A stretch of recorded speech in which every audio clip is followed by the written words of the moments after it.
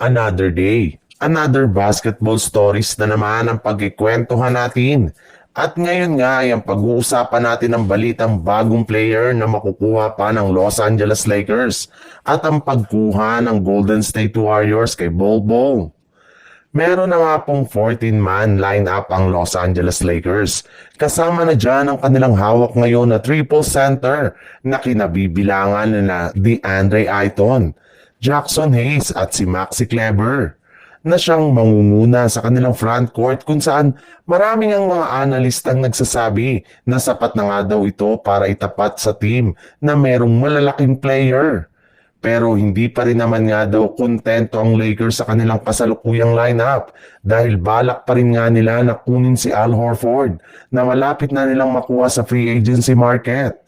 Bukod rin nga kay Horford, ay may isa pang target ngayon na player ang Lakers which is ang 23-year-old free agent na si Ryan Rollins na siyang babagay nga daw na makakasama ni na Luka Doncic sa kanilang lineup.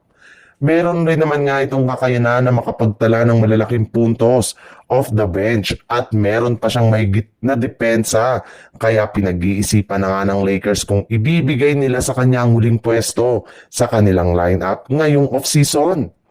Sa ibang balita naman, kahit man medyo alanganin pa ang GSW kay Horford, patuloy pa rin nga nila itong kinakausap upang sa ganun ay makumbinsi nila ito na maglaro sa team. At kung sakali man nga na mabigo na talaga sila sa pagkuha sa kanya ay no choice na nga sila kundi subukan ng kanilang plan B at plan C kung saan balak nga nilang kunin ng iba pang mga free agency bigs ngayong katulad na lang ni Chris Boucher at Ray Lyles na isa sa pinakamagagaling na center na available pa rin ngayong off-season.